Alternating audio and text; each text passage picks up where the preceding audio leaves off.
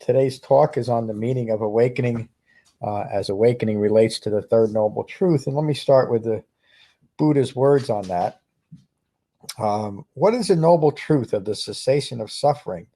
It is the complete cessation of craving and clinging, giving it up, relinquishing it, liberating oneself from it, and detaching oneself from it.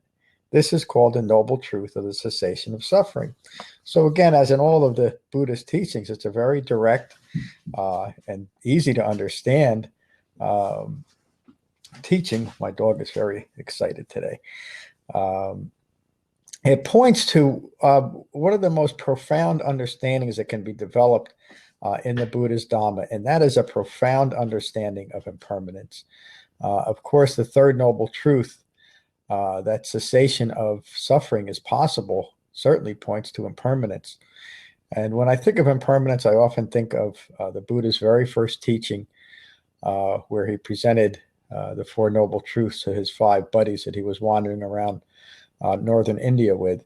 And upon hearing that the teaching, Kandana declared that all conditioned things that arise are subject to cessation. So he's clearly pointing out an understanding of impermanence, and that the power that comes from having a true understanding of the nature of the world around us. So the Buddha described 3 linked defining characteristics of the world that we live in, and the first one is impermanence. The second is anatta, or the not self characteristic, and the third is dukkha, or the underlying unsatisfactory nature of life in the world that encompasses everything from minor disappointment to extreme emotional and physical suffering for ourselves and for the entire world that we live in. And it's in that interplay between a lack of understanding of who and what we are, what really constitutes a self. And that's what the Buddha mean by using the word anatta, to simply say that what we think of a self is not a self. Let go of those views. But because those views are wrong views or an ignorant view, we are constantly coming up against the environment that we live in, meaning an impermanent environment. And because of that ignorant view, we have a belief, a false belief, a wrong view that the self is fixed. And once that self has been created, it's the purpose of that self to defend and maintain itself. And an understanding of impermanence shows that that cannot be accomplished in any way. And a true understanding of impermanence then applies that understanding to the self. And then we understand that what we think we are is in a constant state of becoming.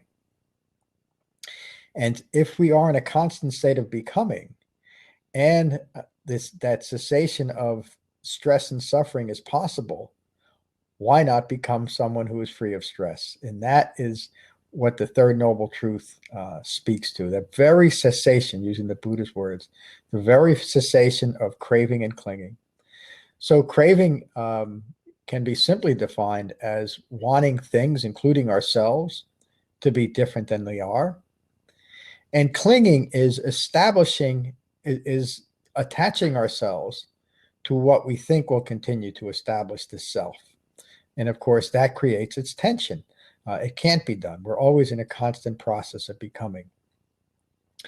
To that end, excuse me, if dukkha or suffering is looked at as dis-ease or disease, which it certainly is, stress is dis-ease, then there's a prescription or a formula for treating that dis-ease, and that prescription points to the Eightfold Path. And as we continue to develop the Eightfold Path, we deepen our understanding of the true nature of the world that we live in, and that is developing right view. Following right view in the Eightfold Path is right intention, and that is the intention to recognize and abandon craving and clinging. And that directly relates, obviously, to the cessation of suffering. If we can hold in mind the intention to recognize where we're clinging, what we're craving for, what we've attached ourselves to through associations, in a very mindful and direct way, we can then let go of or cut those ties. Uh-oh. Yeah, my screen went blank for a minute, but I don't think I lost the connection. We can cut those ties. Sometimes the Buddha refers to it as cutting the root of all of our difficulties. We can get to the root of our problems. And what is the root of that? Then the root of the problem goes back to the first factor of the Eightfold Path. The root is wrong view. So as we continue to develop right view, we're able to accomplish the development of the entire Eightfold Path. So this idea, and it really is, when you think of the notion or the idea that we can actually change our experience in the world, and it's such a profound way to change our own view of reality. It really is incredible what a human being discovered 2,600 years ago. The ability to change our relationship to the world, and doing so, change our very experience moment to moment as our life occurs. We can maintain a life of lasting peace and happiness, no matter what is occurring, by bringing to cessation the craving for and the establishment and continuing maintenance of a self born in ignorance. Everything the Buddha taught was taught in the context of the Four Noble Truths to develop a profound understanding of our own individual contributions to confusion, delusion, and suffering.